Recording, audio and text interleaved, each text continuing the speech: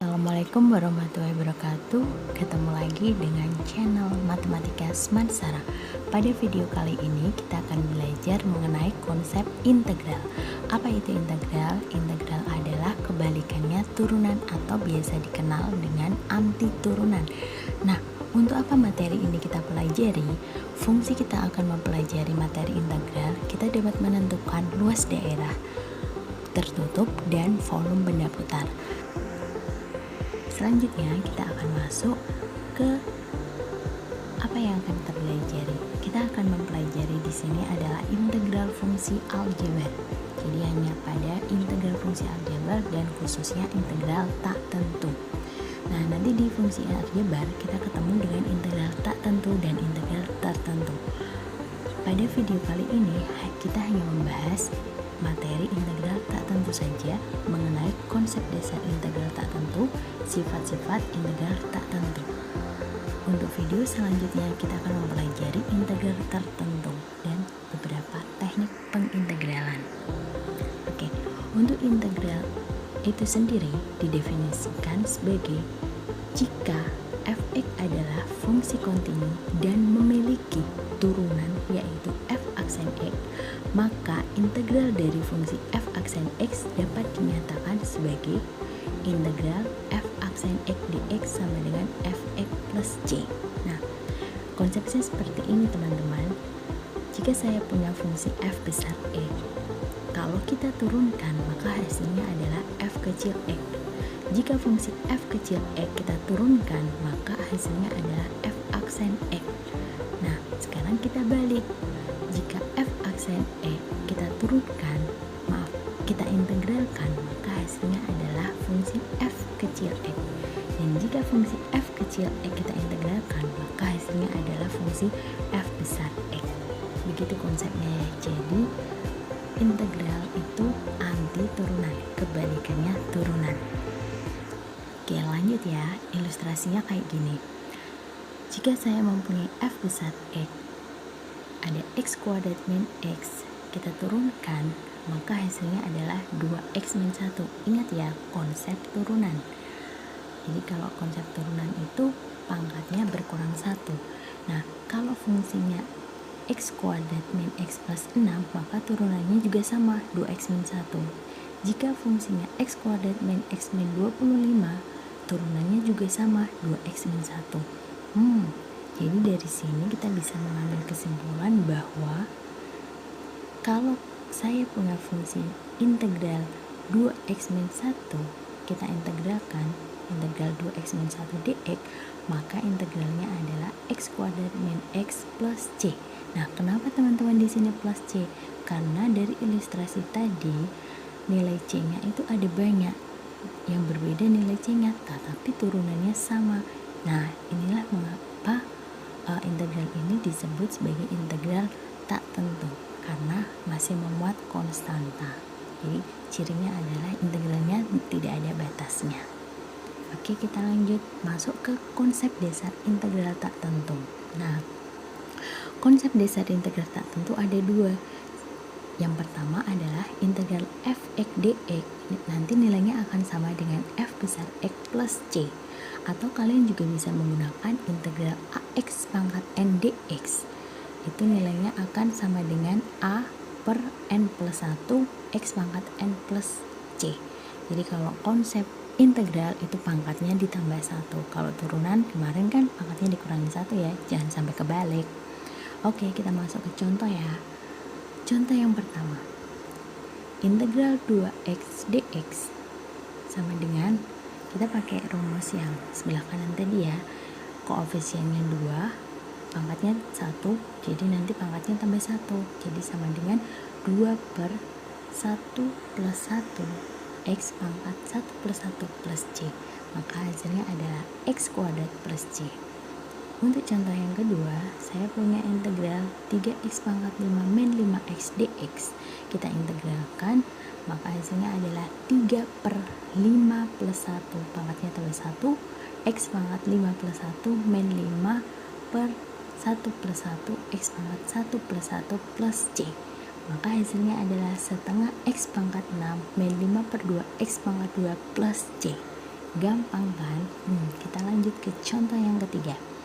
Jika kita punya integral 2 per akar X dx, nah kalau pada integral hampir sama ya konsepnya dengan turunan, dia nggak suka bentuk akar, maka kita ubah bentuk akarnya menjadi bilangan berpangkat.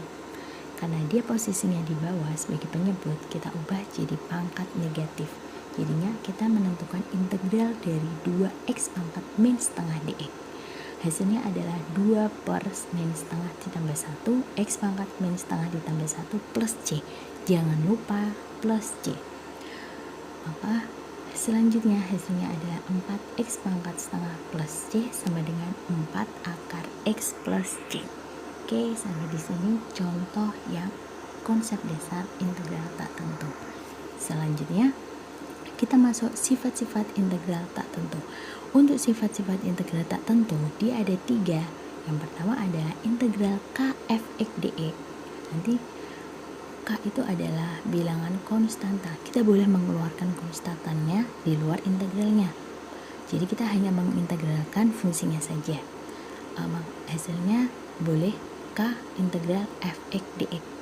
Untuk sifat yang kedua sama sifat yang ketiga itu 11-12 ya, cuma beda tanda di positif sama negatif.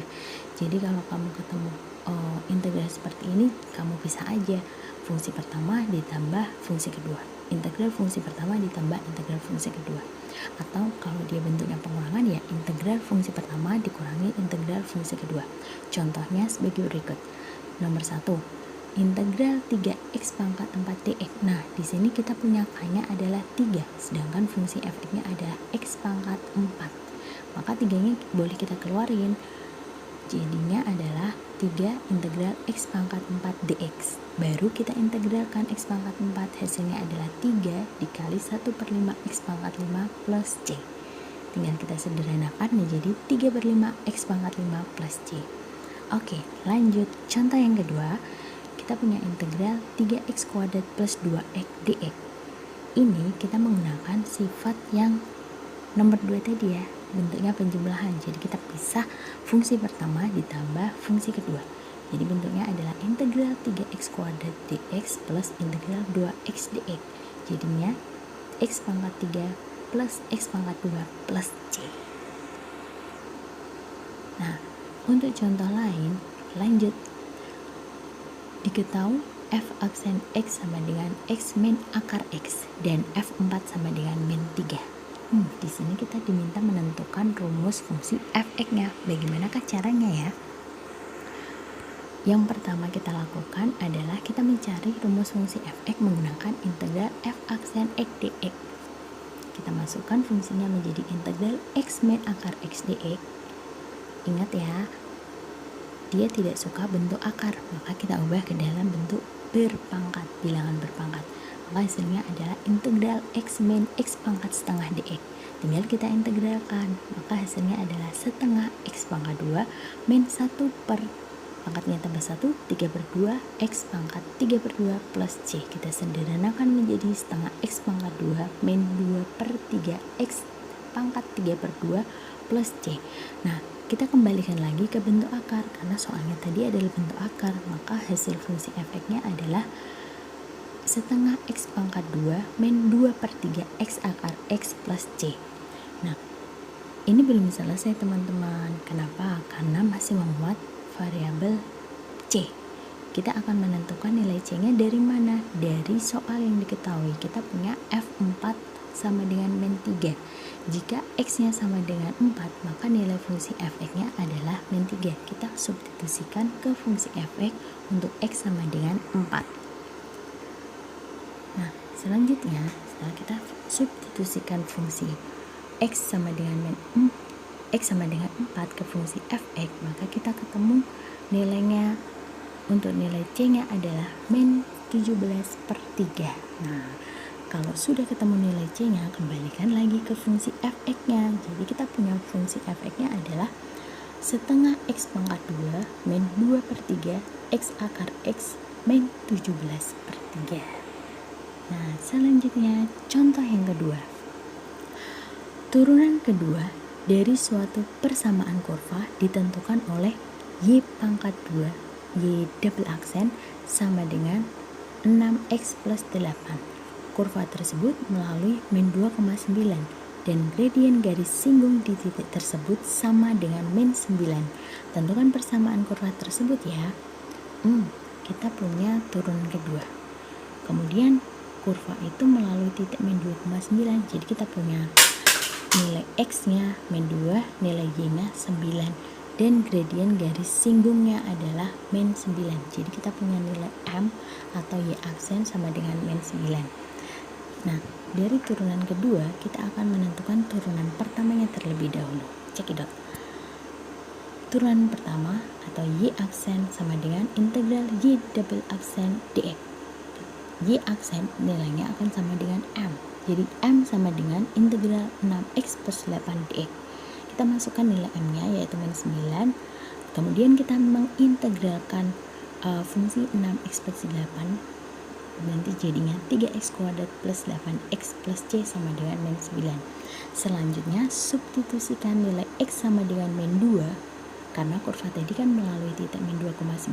Masukkan ke fungsi y aksen untuk menentukan nilai c-nya. Jadinya adalah min 9 sama dengan 3 kali min 2 pangkat 2 plus 8 dikali min 2 plus C. Nah, dari situ kita akan mendapatkan nilai C-nya adalah min 5. Jadi, kita sudah menentukan nilai Y aksennya adalah 3x kuadrat plus 8x min 5. Nah, selanjutnya masih ada lagi teman-teman. Karena di sini kita baru menentukan Y aksen, padahal kan yang dicari adalah Y. Nah, ulangi lagi proses selanjutnya untuk menentukan nilai Y dari integral Y aksen.